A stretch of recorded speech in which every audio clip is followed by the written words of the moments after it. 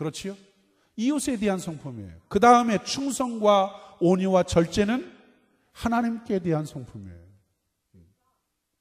이런 성품을 소유한 사람들이 무엇을? 그리스도의 향품을, 그리스도의 향기를 품어내는 사람이라고 이야기할 수가 있습니다. 그 사람이 목사가 되었든 간에, 그 사람이 장로가 되었든 간에, 권사가 되었든 간에, 집사가 되었든 간에, 그 사람이 사업을 하든지 직장생활을 하든지 그것은 중요하지 않아요. 그 사람의 현장 속에서 무엇을 풍기고 있느냐, 어떤 마음을 가지고 그 사람의 모습을 드러내고 있느냐, 그것이 우리에게 더 중요하다는 것입니다. 만약에 주님께서 우리에게 요구하시는 성령의 열매가 우리의 마음속에 풍성하게 있는 사람 속에는 반드시 나타나는 것은 뭐예요? 사랑의 마음이지요. 그렇지요? 상대방을 향해서 배려할 줄 알고, 상대방의 마음을 이해해 줄 줄 알고, 상대방에 대해서 양보할 줄 알고, 그런 사람들의 마음 속에는 항상 뭐가 있어요? 마음의 평안과 기쁨이 그치지 않을 것입니다. 사람들에 대해서도 오래 참아줄 수 있어요. 사람들이 허물과 실수가 있어도 역시 그것을 참고 기다려줄 줄도 안다는 것입니다. 또 그 사람들은 하나님을 향해서 변함없는 충성심이 있죠. 충성심이 있어요. 어떤 경우에 누가 뭐라 해도 이런 사람들은 하나님 앞에 깊은 헌신이 있죠. 누가 뭐래도 사람들이 알아주든 알아주지 않든 이런 사람들에게는 어떤 일을 맡겨도 문제가 되지가 않습니다. 우리의 현주소를 다시 한번 생각해 봐요. 오늘날 기독교는 위기에 서 있다고 저마다 얘기합니다. 영적인 상태로 보면 정말 오늘의 기독교는 위기에 서 있습니다. 그 위기는 건물이 없어서가 아닙니다. 또 교인들이 없어서 생기는 위기도 아니에요. 오늘날 교회는 너무나 많은 것을 가지기를 시작했어요. 초대교회와 초대교회 성도들은 은과 금은 없다고 그랬어요. 그들에게 은과 금은 없었지만 그들 가슴 속에, 그들 마음 속에는 뭐가 있었다고요? 예수 그리스도의 이름이 있었다고 그랬어요. 그런데 오늘날의 교회는 이제 무엇을 가지기 시작했어요? 은과 금을 가지기 시작했어요. 오늘날 교회 안에 성경 공부가 없는 것도 아니에요. 또 강단에서 설교가 없는 것도 아니에요.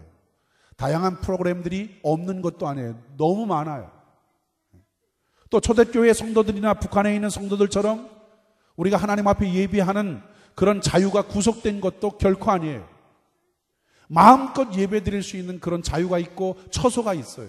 그럼에도 불구하고 오늘날 우리 모두에게, 교회에게 하나님 앞에 드릴 수 있는 그리스도인다운 그런 태도나 성품이 부재하다는 거지요. 입술에 고백은 있지만 진정한 삶에 뭐가 없어요? 회개가 없는 것이 오늘 교회의 위기라고 이야기할 수가 있는 것입니다. 예수 믿는 사람이라고 얘기하지만 예수 믿는 사람이라고 그렇게 생각하고 그렇게 말하고 행동하는 부분들이 적다는 거예요.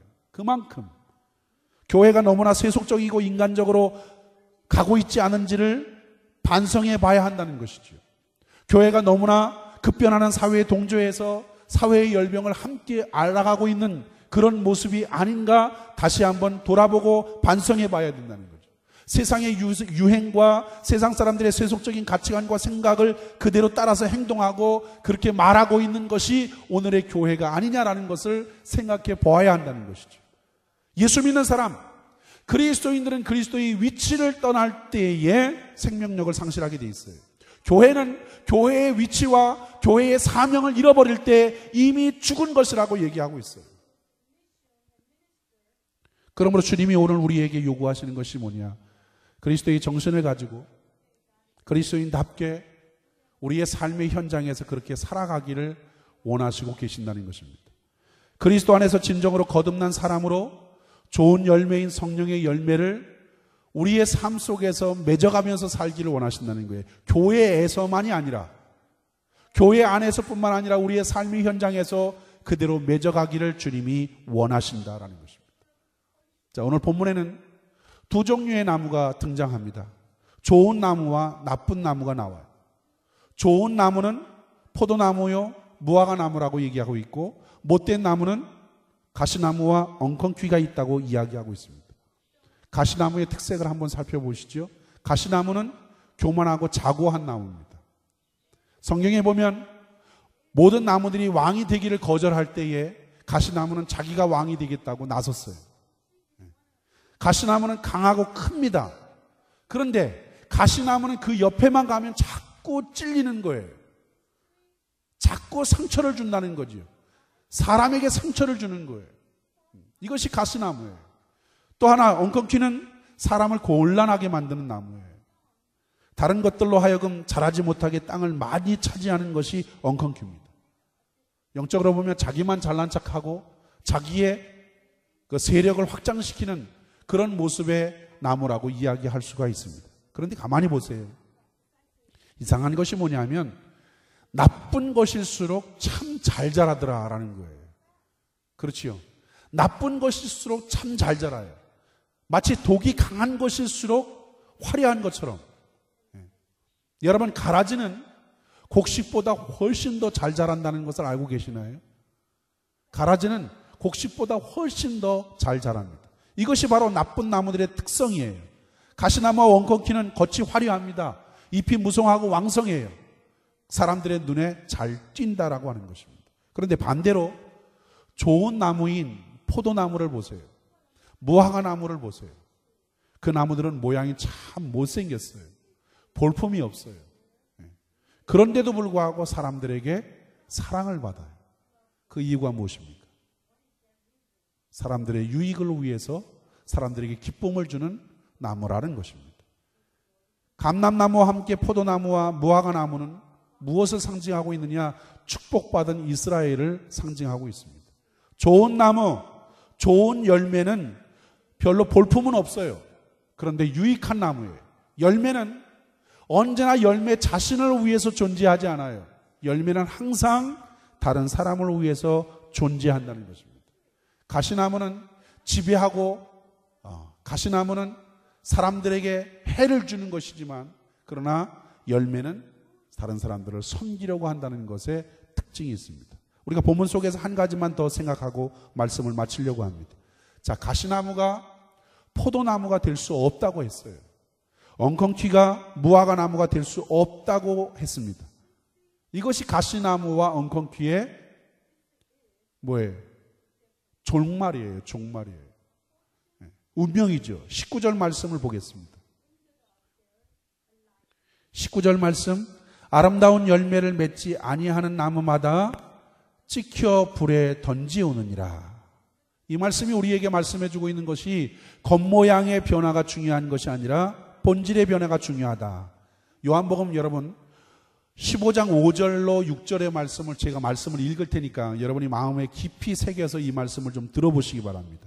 나는 포도나무여 너희는 가지니 저가 내 안에 내가 저 안에 있으면 이 사람은 과실을 많이 맺나니 나를 떠나서는 너희가 아무것도 할 수 없음이라. 사람이 내 안에 거하지 아니하면 가지처럼 밖에 버리어 말라지나니 사람들이 이것을 모아다가 불에 던져 사르느니라. 이제 우리에게 뭐냐 희소식이 있어요. 기쁜 소식이 있어요. 로마서 11장 13절 이하에서 나타난 비유의 말씀이 그거예요. 돌감람나무와 참감람나무의 비유가 그것입니다. 여러분, 돌감람나무를 꺾어서 참감람나무에게 접붙임을 했을 때 이제 접붙임을 받은 돌감람나무는 참감람나무의 뿌리에 진액을 받는다는 거예요. 할렐루야. 그 진액을 받아서 돌감람나무도 참감람나무의 열매를 맺게 된다는 것입니다. 이것이 성경에서 우리에게 말씀해주고 있는 기쁜 소식이에요. 할렐루야.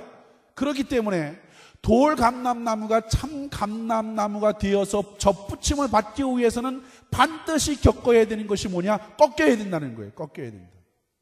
돌감람나무는 반드시 꺾여져서 참감람나무에게 붙여져야 된다. 그러기 위해서는 꺾여져야 된다는 거예요. 꺾여져야.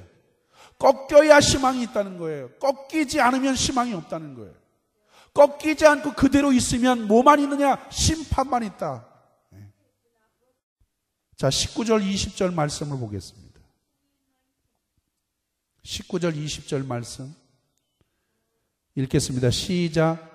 그러면 내 말이 가지들이 꺾이온 것은 나로 접붙임을 받게 하려 함이라 하리니